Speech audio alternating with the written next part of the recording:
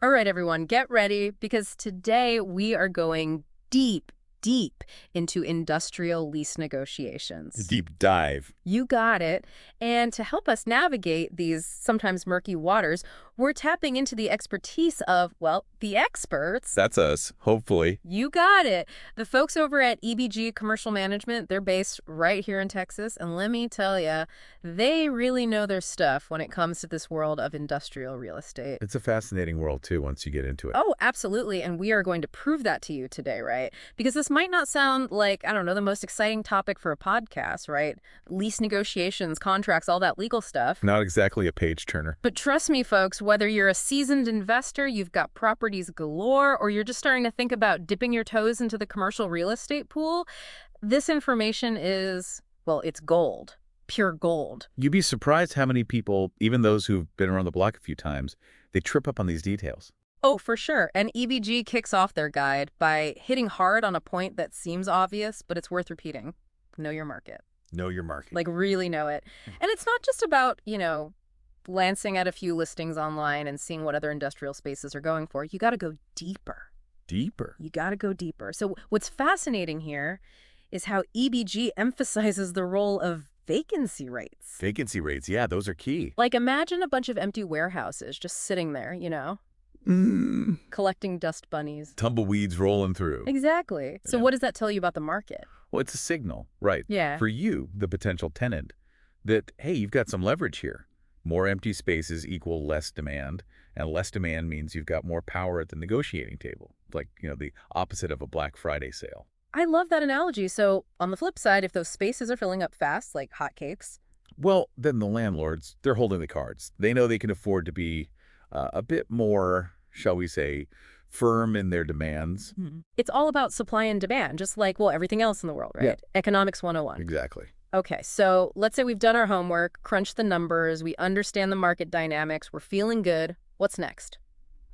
Well, EBG says it's all about knowing your property like the back of your hand, but it's not just about rattling off a list of features, right? No, it's about telling a story. A story. A story that connects those features to the tenant's needs. Okay, so we're not just saying, hey, we got high ceilings, come on down. We're not. You got to paint a picture. Paint a picture. You got to show them how those high ceilings translate into real-world value for their business. For example, those super high ceilings that are so common in industrial spaces. Those are perfect for stacking pallets sky high. Oh, yeah. Or bringing in those massive pieces of equipment that some businesses need. Exactly. But it's not enough to just say, hey, we've got high ceilings, look at them, aren't they great? You need to spell it out for the tenant. Connect those dots. How will those high ceilings help them optimize their storage space, streamline their operations? Maybe they can fit more inventory in there, or they can get by with a smaller footprint overall, which means they're saving money on rent. Saving money. Now we're talking their language. So those high ceilings, they become a powerful selling point. They do. Not just a feature, but a solution to their problem. Exactly. You're not just renting out square footage. You're offering a solution to their business challenges. That's the key. It's brilliant. I love it. And it's not just about ceilings, right? What other kinds of things, what other features should landlords be thinking about in this way? Well, ample parking, that's a big one. Oh, yeah, especially if you have a lot of employees or deliveries coming in and out all day long. Exactly. And easy access to major highways. Oh, crucial. Makes a huge difference in terms of, logistics and efficiency. Absolutely. And let's not forget about security. Right. A strong security system can give tenants that peace of mind, knowing that their goods, their equipment are safe and sound. It's like a silent guardian for their business. Exactly. And these are all things that add real value. Tangible value. Tangible value for the tenant. And that's what justifies your asking price. Absolutely. Okay, so I'm starting to see how understanding these details, these seemingly small things, can really make a big difference in a negotiation.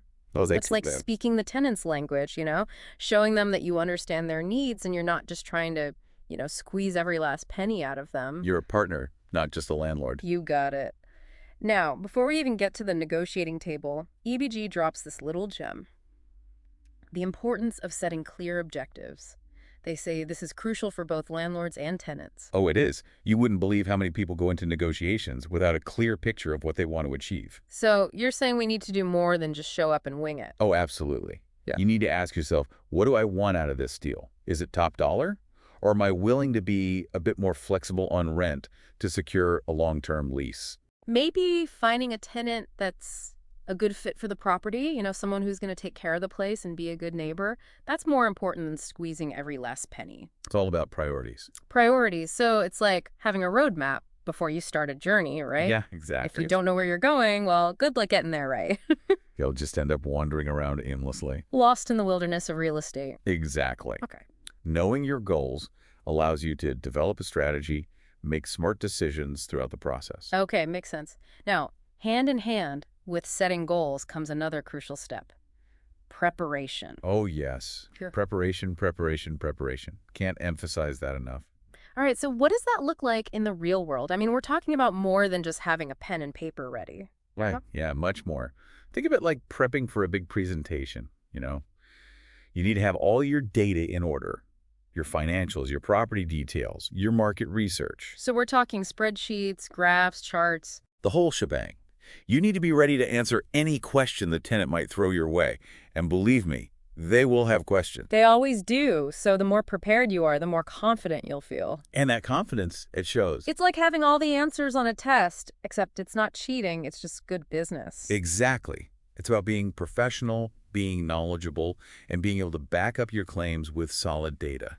Okay, I'm loving this. It's like we're getting a masterclass in negotiation here. Well, get ready for a curveball, because EBG, they really emphasize getting to know your tenant's business inside and out. Inside and out. I'm not just talking about what they do on a surface level, but their long-term goals, their potential pain points, even their company culture. Hold on a second. So you're saying we need to do more than just, check out their website and see what they sell? Oh, much more. We're talking about digging deep, doing your research, understanding their industry. This sounds like, well, a lot of homework. It might seem like overkill, but trust me, it's worth the effort.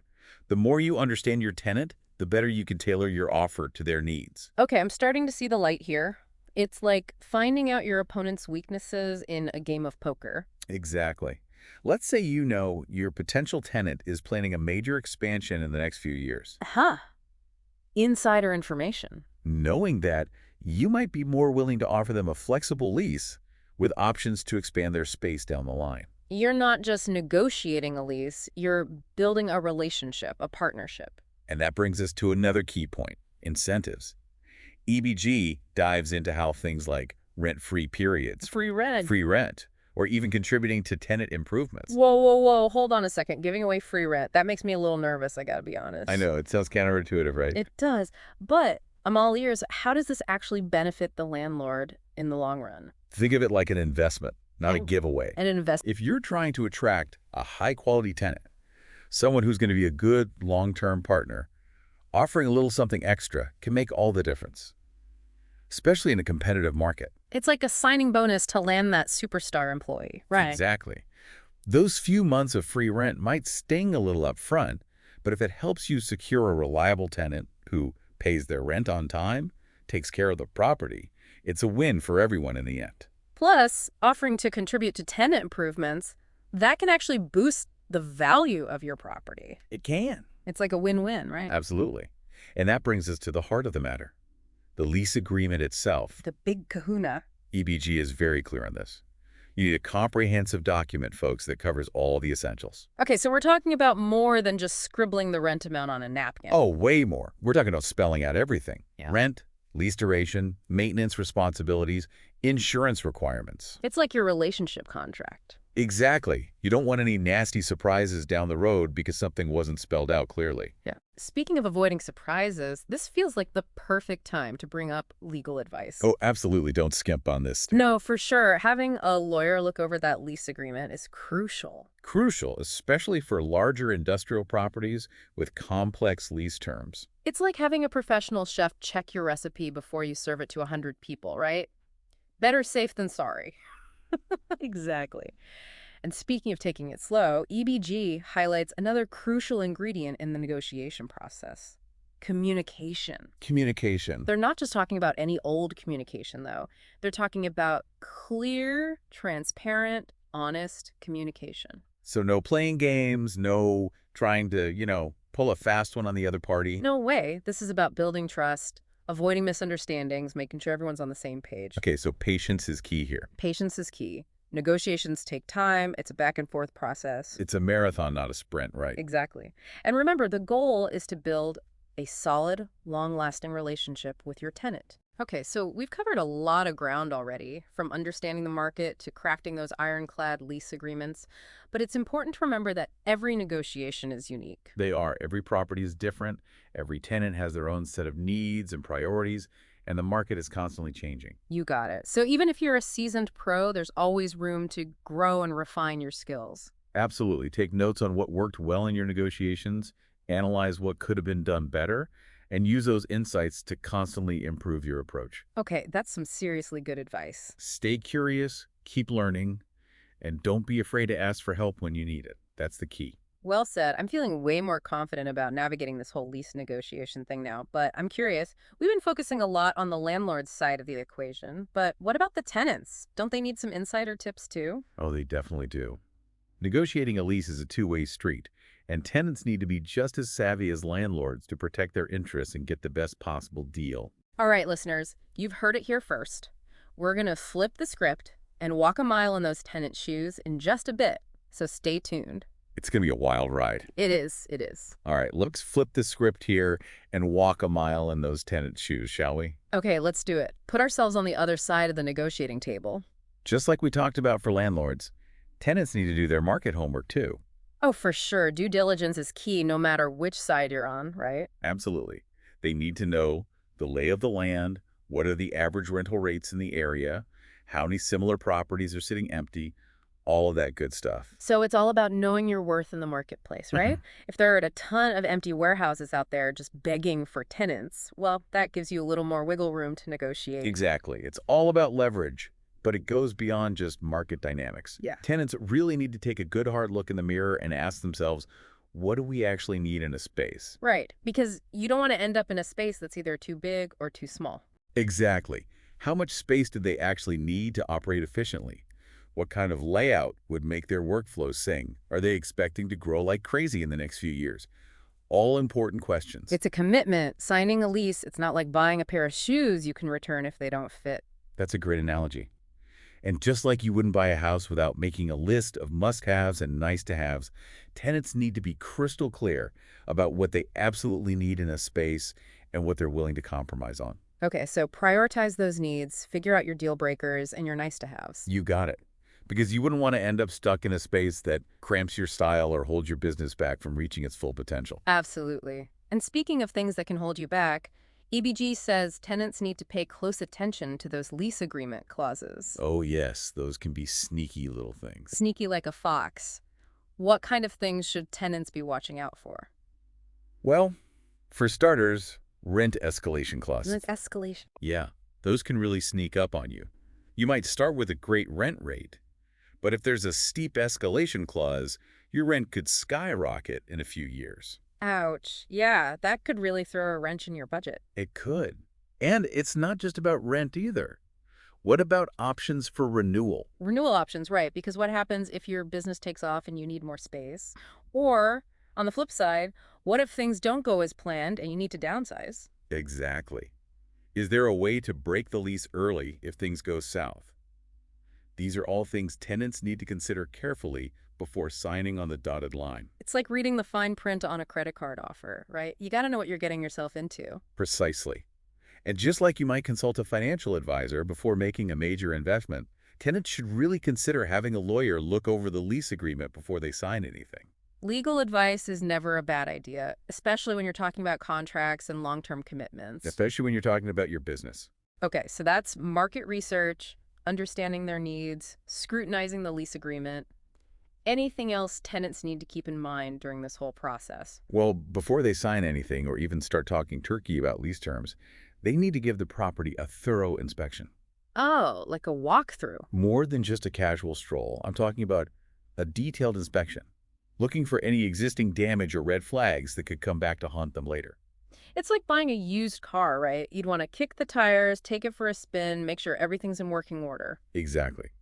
And just like you document any dents or scratches on that used car, tenants need to make sure any pre-existing damage to the property is noted in the lease agreement. So that they're not held responsible for fixing it later, right? Exactly. Yeah. Protects them from any unfair accusations down the road. Smart move. Huh. And speaking of repairs, it's important to figure out who's handling what when it comes to maintenance, right? Oh, absolutely. Tenants need to know upfront who's taking care of things like routine maintenance, landscaping, and those unexpected repairs that always seem to pop up at the worst possible time. Because those unexpected repairs can really throw a wrench in your budget. They can. So, is it the landlord's responsibility? The tenant's responsibility? Or maybe it's a shared responsibility. It needs to be spelled out clearly in the lease agreement to avoid any confusion or conflict later on. Okay, so clear communication is key here, setting those expectations early on. Communication is key in every aspect of lease negotiation, really. So we've talked about market research, understanding your business needs, scrutinizing that lease agreement, inspecting the property. What's the secret sauce that ties it all together? Well, just like we emphasize for landlords, communication is key for tenants, too. Makes sense. Got to keep those lines of communication open. Tenants need to be upfront about their needs and expectations, ask clarifying questions, and don't be shy about addressing any concerns they have. And building a good rapport with the landlord from the get-go can make the whole process a lot smoother, right? Absolutely, because at the end of the day, everyone wants a harmonious landlord-tenant relationship. Nobody wants to be stuck in a constant battle. Right, you want a partnership, not a rivalry. Exactly. Yeah. And just like landlords need to stay on top of market trends and industry best practices, tenants need to do the same. Because things change, right? They do. Laws change, markets fluctuate, and what worked in the past might not work today. It's like fashion, what was trendy last year might be totally out of style this year. You got to keep evolving. You do. So whether you're a landlord or tenant, the message is clear. Do your homework, know your needs, communicate like a pro, and don't be afraid to ask for help when you need it. Okay, that's some solid gold advice. Right. I feel like we've really cracked the code of industrial lease negotiations today. But before we wrap things up, I want to leave our listeners with a final thought to ponder. A cliffhanger. I love it. We've focused a lot on the practical aspects of this process, but what about the human element? At the end of the day, a lease agreement is about more than just square footage and dollar signs, right? That's a great point. It's about finding a space where your business can thrive, where your employees feel comfortable and productive, and where you can build a positive, mutually beneficial relationship with your landlord. It's like finding the perfect roommate, someone who respects your boundaries, shares your values, and maybe even becomes a friend along the way. That's a perfect analogy.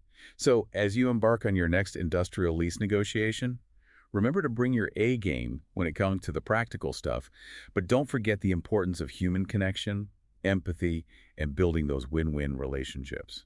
Well said, well said. I think that's a great note to end on. Okay, so before we wrap up this deep dive into industrial lease negotiations, I want to kind of circle back to something we touched on earlier, which is that human element. Yeah, the human side of things. Right, because it's easy to get caught up in all the numbers and the legal jargon and forget that, at the end of the day, we're talking about people. Real people, real businesses, real relationships. Exactly. And, a lease agreement, it's more than just a piece of paper, right? It's like the foundation for a partnership that could last for years. It is. It's a commitment. It is a commitment. And, both sides, landlords and tenants, they need to go into it with that understanding that they're in it together. It's not a battle. It's a collaboration. You got it.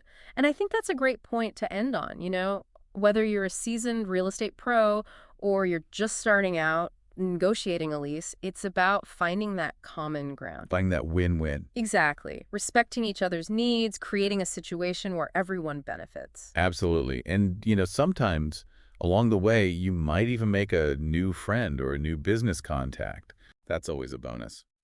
All right, folks, that's a wrap for today's deep dive into the world of industrial lease negotiations. We covered a lot of ground, from market analysis to all those, tricky lease clauses. Those sneaky clauses. But the most important takeaway is this.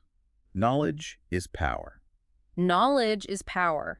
And with the insights you've gained today, you are well equipped to navigate your next lease negotiation with confidence and savvy. Just remember to stay curious, keep learning, and don't be afraid to ask for help when you need it. Couldn't have said it better myself. Huge thanks to our expert for sharing their wisdom today. My pleasure. Always happy to dive deep. And of course, a big thank you to you, our listeners, for joining us on this journey. Yeah. Until next time, happy negotiating.